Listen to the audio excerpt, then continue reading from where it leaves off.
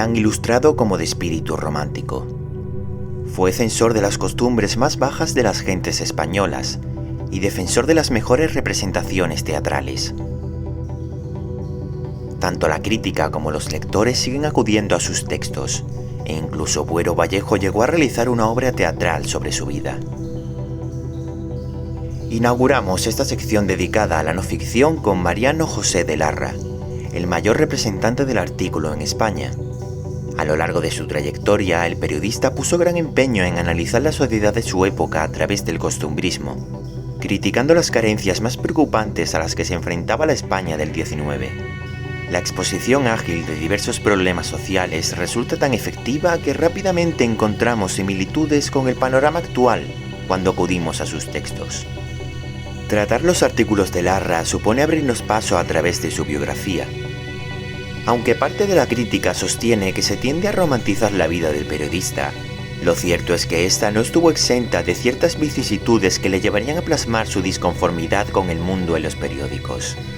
Si bien los artículos de Larra no suelen poseer apenas contenido autobiográfico, salvo excepciones, el estado anímico del periodista quedó plasmado considerablemente en su trabajo.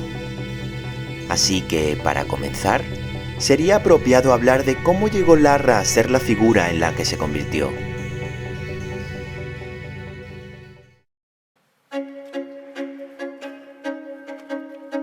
Partimos de la fecha de 1809, un año después de la invasión napoleónica a España. Mencionar este acontecimiento es importante, pues supuso un cambio notable, entre otros ámbitos, en el sentir literario de España y más concretamente en el de Larra, nacido el 24 de marzo de ese mismo año. El futuro periodista se crió en la Casa de la Moneda, dado que era nieto del administrador del lugar. En estos años recibiría una educación profundamente cristiana, hecho que hizo sospechar a sus conocidos del posible futuro del chico como teólogo, pero nada más lejos de la realidad, como veremos más adelante. Llegada la fecha de 1812, con la Constitución de Cádiz ya existente, las tropas francesas abandonaron el país. En ese momento el padre de Larra era médico de primera clase en el ejército imperial, por lo que debió partir con su hijo a Francia. El joven continuó sus estudios en el país vecino, llegando a adquirir tal costumbre del idioma francés que llegó a asimilarlo como lengua nativa. Su estancia en París duraría hasta 1818, fecha en la que Felipe VII concedió amnistía a los exiliados tras la Guerra de la Independencia Española. Su regreso a España no debió ser fácil. La gente guardaba un fuerte rechazo a cualquier persona que tuviera relación alguna con Francia, debido a la reciente guerra. Y los exiliados fueron los más perjudicados de esta fobia hacia todo lo francés. Como se puede suponer, Larra fue una de las víctimas de este anti-afrancesamiento. Pero el joven Larra venía demostrando desde sus primeros años sus altas capacidades intelectuales. No tardó demasiado tiempo en aprender español en el Instituto de San Antonio Abad, lugar donde también se especializó en la literatura latina. Su labor como estudiante era prodigiosa. Entre 1822 y 1823 llegó a traducir la Ilíada de Homero del francés, además de crear una gramática castellana y una composición en verso de toda la geografía española. Su naturaleza curiosa le llevó a adquirir importantes conocimientos de varias ramas de la ciencia. Pero, pese a todo pronóstico, dicha curiosidad derivaría en buscar respuestas a determinados comportamientos de la sociedad. Su entrada en el género periodístico comenzó a sus 18 años con la creación de un periódico llamado El Duende Satírico del Día. No sé en qué consiste que soy naturalmente curioso. Es un deseo de saberlo todo que nació conmigo, que siento bullir en todas mis venas y que me obliga más de 4 veces al día a meterme en rincones excusados por escuchar caprichos ajenos, que luego me proporcionan materia de diversión para aquellos ratos que paso en mi cuarto y a veces en mi cama sin dormir. En ellos recapacito lo que he oído y río como un loco de los locos que he escuchado. El café es el artículo con el que Larra inicia su andadura periodística por la vía costumbrista. En él se nos hace una presentación de un espacio muy usual de aquella época, la tertulia. En este punto de encuentro, Larra ofrecerá una descripción de los tipos más llamativos de la sociedad madrileña. Se trata de un artículo con un fuerte componente satírico en el que los tertulianos son mostrados como auténticos ignorantes. Observamos cómo el periodista tenía una visión bastante negativa de la sociedad española. Por este motivo, a menudo se le criticó de poseer un espíritu antiespañol. Pero lo que se oculta tras la visión tan crítica de los tipos expuestos no es más que la demostración de las carencias de los españoles. Su crítica no iba encaminada a deplorar su nación.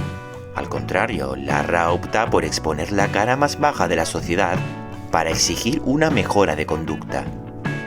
Ocurre que en el siglo XIX el género costumbrista en el periódico tuvo por tendencia el ensalzamiento de la nación española, a pesar de que sus alabanzas no tuvieran fundamento.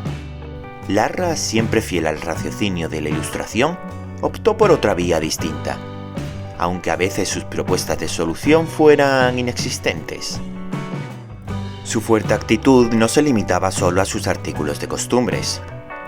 Larra también era un gran aficionado al teatro, y en cierto sentido es heredero de la corriente neoclásica que tanta importancia tuvo durante el siglo XVIII. Si han visto nuestro análisis de El sí de las niñas en nuestra sección de teatro, puede que recuerden que Larra ya hizo acto de presencia. En ese momento citamos unas palabras de su artículo dedicado a la obra de Moratín, publicado el 9 de febrero de 1834 en la Revista Española.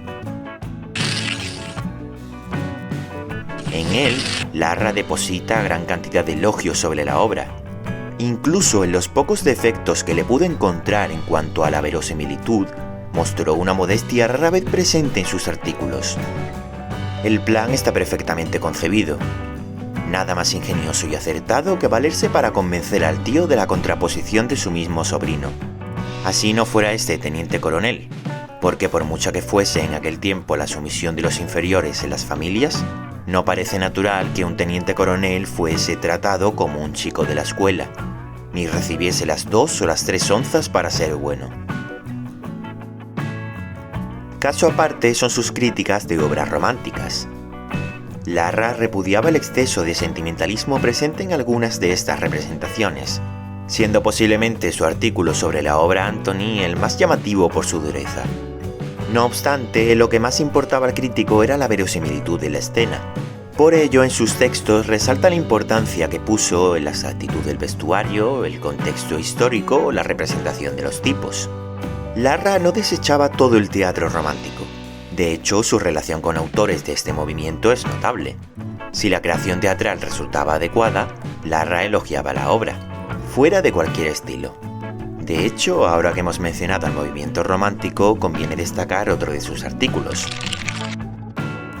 El casarse pronto y mal, publicado en El Pobrecito Hablador el 30 de noviembre de 1832. En este caso, Larra nos cuenta la historia de un sobrino que perfectamente podría ser, además, familiar del tediato de las noches lúgubres de Cadalso.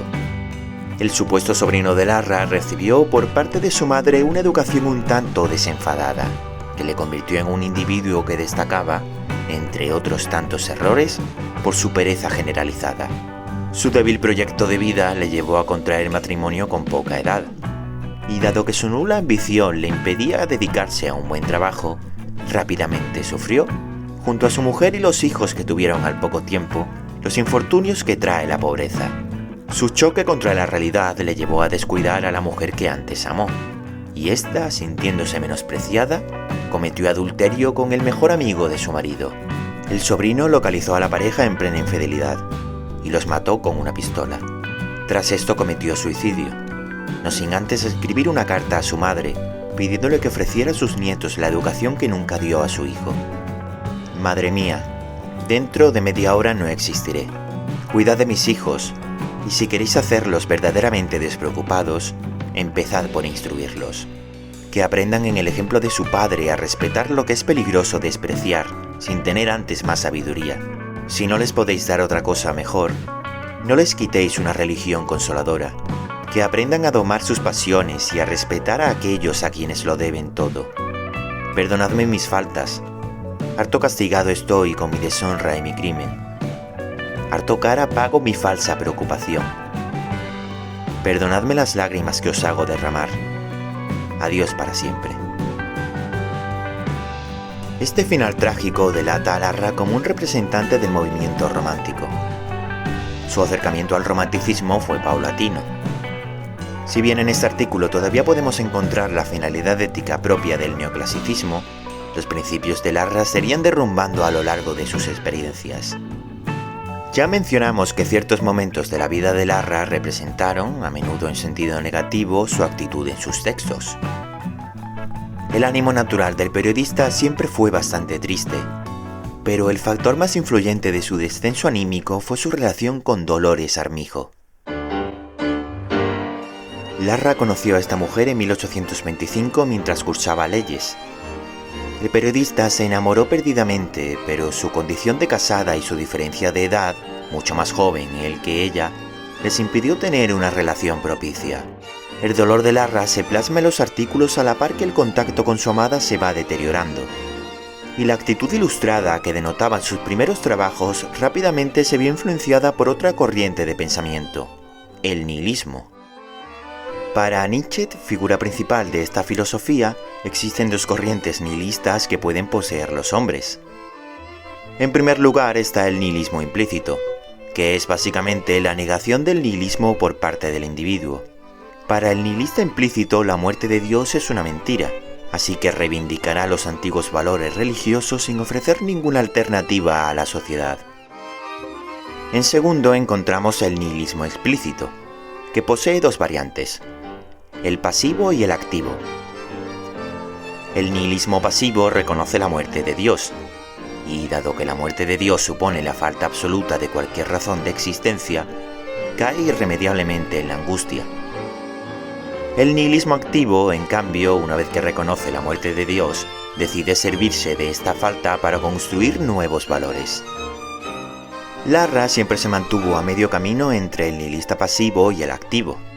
En sus artículos siempre intentó dejar la puerta abierta a la posibilidad de cambio en las costumbres españolas. Sin embargo, una lectura cronológica de sus artículos puede demostrar que sus intenciones iban en descenso. Bernat Castaní Prado menciona en su artículo sobre la ilustración y el nihilismo en los artículos de Larra que quizá el periodista se había resignado hacía tiempo, y que sus propuestas no serían más que el fingimiento de unas bases en las que no creía. Castaní Prado compara en ese sentido a Larra con el personaje de la novela San Manuel Bueno Mártir de Miguel de Unamuno, y emplea además el término unamuniano agonía para hablar del desencanto de Larra.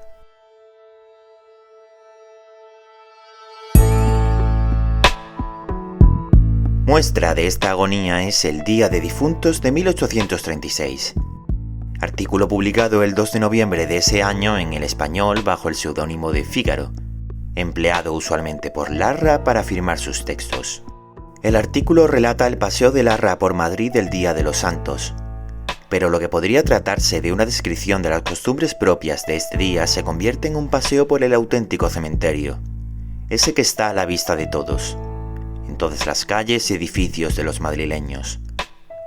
La ciudad de Madrid es el cementerio, pero vasto cementerio donde cada casa es el nicho de una familia, cada calle el sepulcro de un acontecimiento, cada corazón la urna cineraria de una esperanza, de un deseo.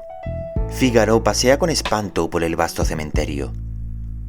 Nada más comenzar su andadura encuentra el Palacio Real de Madrid, y en el frontispicio que su tormento imagina lee lo siguiente: aquí yace el trono. A su izquierda encuentra una armería, donde lee: aquí yace el valor castellano. En los ministerios, aquí yace media España, murió de la otra media. En el convento de Doña María de Aragón, aquí yacen los 3 años del trienio liberal. Encuentra otro frontispicio sobre la Constitución de Cádiz de 1812. Se trasladó a Cádiz en el año 23, y allí por descuido cayó al mar. Más allá, ve la Inquisición. Murió de vejez. Sorprendido, encuentra a la cárcel. Aquí reposa la libertad del pensamiento. En Correos, aquí yace la subordinación militar. En la bolsa, aquí yace el crédito español. Finalmente, Fígaro decide refugiarse en su interior, en su pasado poblado de ilusión, pero encuentra en su corazón otro cementerio. Aquí yace la esperanza. El 13 de febrero de 1837, Larra recibiría la última visita de su amada Dolores Armijo. Podría haber pensado que el encuentro supondría su reconciliación con la mujer, pero el motivo era bien distinto. Dolores acudió a Larra para recuperar unas cartas íntimas de su pasado que podrían perjudicarla si se hicieran públicas. El enamorado intentó por todos los medios reavivar ese antiguo amor, pero la mujer, hastiada de la insistencia de su amante, solo pudo responder con indiferencia. Este acontecimiento supuso la última estocada al estado anímico de Larra, que, tras la despedida de Dolores, se apuntó con una pistola a la sien, quitándose la vida. Fue su hija Adela, de tan solo 6 años de edad, la primera persona que vio el cadáver. Seguidamente, el ministro de Gracia y Justicia, don José Landero y Cochado, casualmente vecino del difunto, acudió a la casa. Los medios de comunicación de la época no supieron tratar de forma apropiada el caso. El Castellano y el Diario de Madrid quedaron en silencio. El Patriota Liberal tan solo publicó unas pocas líneas del suceso. El Eco del Comercio habló de ello de manera escueta. Las palabras más sentidas vinieron únicamente de El Español, en el artículo escrito por el Marqués de Molins el 15 de febrero, hablando del suicidio como una auténtica catástrofe. Con todo, la muerte de Larra fue muy sonada, pero no por el hecho en sí, sino por la incertidumbre de dónde reposarían sus restos. En el siglo XIX, la Iglesia todavía se mostraba reacia a permitir el enterramiento de suicidas en suelo sagrado. El debate fue algo insólito en España, dado que el gobierno de la época, de corte liberal, presionó a la Iglesia para que recapacitase. El resultado, según estas líneas de Carlos Seco Serrano, fue el siguiente. Su cadáver fue depositado en la bóveda de Santiago.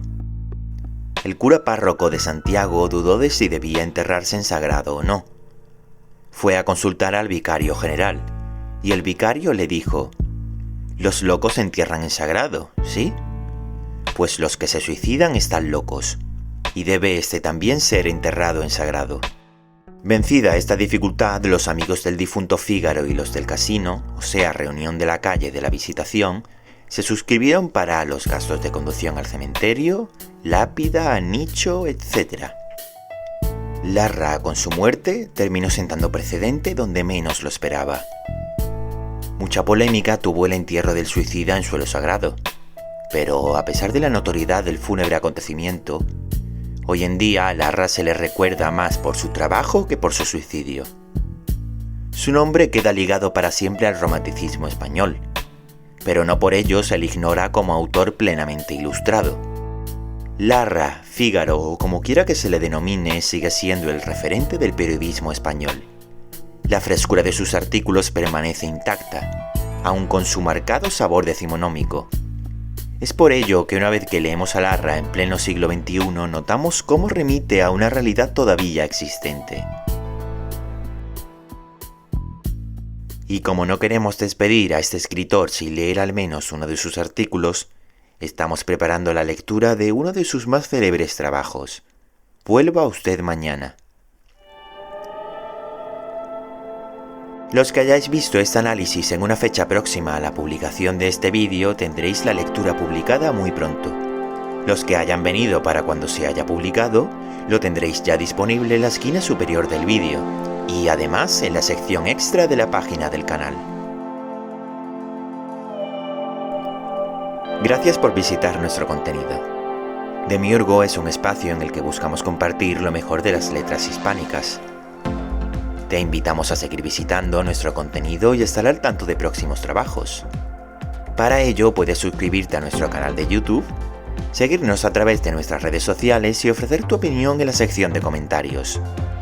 Queremos ofrecer nuevo contenido que pueda serviros de entretenimiento, así que no dudéis en compartirnos todas vuestras sugerencias.